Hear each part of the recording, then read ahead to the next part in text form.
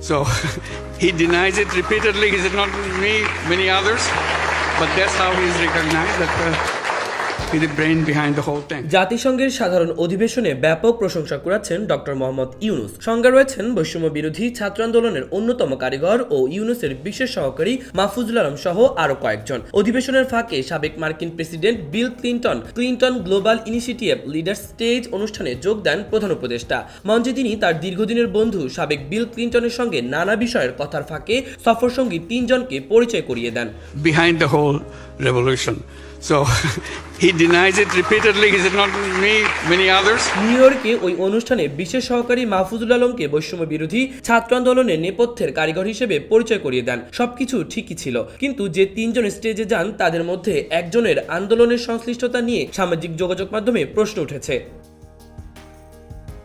বিষয়টি নিয়ে ফেসবুকে লিখেছেন নুরুল হক নূরের দল গণ অধিকার পরিষদের নেতা হাসান আল মামুন। ফেসবুক পোস্টে তিনি লিখেছেন, আওয়ামী পরিবারের জাহিন রোহান রাজিন ডক্টর মোহাম্মদ ইউনুস স্যারের সঙ্গে সমন্বয়ক পরিচয় বিল ক্লিন্টনের প্রোগ্রামে আসেন, অথচ তিনি আন্দোলনেই ছিলেন না। সমন্বয়ক তো বহু পরের বিষয়।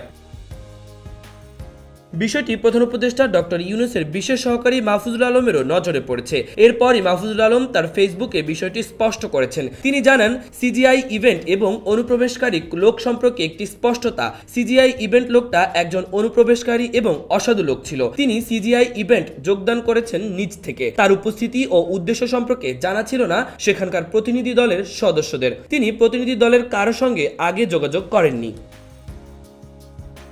মাহফুজুল আলম বলেন, স্যার যখন আমাদের স্টেজে ডেকেছেন তখন তাড়াহুড়ো করে দাঁড়িয়ে আমাদের আগে স্টেজের দিকে ওই লোকটি দৌড়ে গেলেন। আমি ওই লোকটাকে স্টেজে যাওয়া থেকে বিরত করতে পারলাম না, যদিও আমি সন্দিহান ছিলাম। বিশ্বনেতা ও বিশিষ্ট ব্যক্তিবর্গের মাঝে আবারও অসহায় হলাম। মনে হচ্ছে এটা ছিল ফ্যাসিস্ট আইএলকে থেকে নাশকতার পূর্ব পরিকল্পিত কাজ। আন্দোলন ও গণ অভ্যুত্থানের নেতা, সমন্বয়কারী ও যোদ্ধাদের কাছে ক্ষমা প্রার্থী। আমরা আগামী দিনে গণ অভ্যুত্থানের প্রতিনিধিত্ব সম্পর্কে খুব সতর্ক থাকব।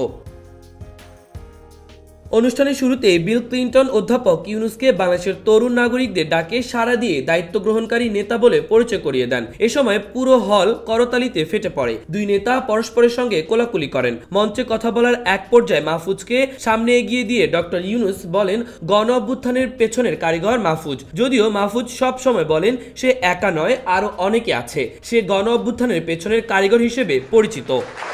He's the brain behind the whole thing. It's amazing, meticulously designed. Mahbubur Rahman ইমন, খবর সংযোগ।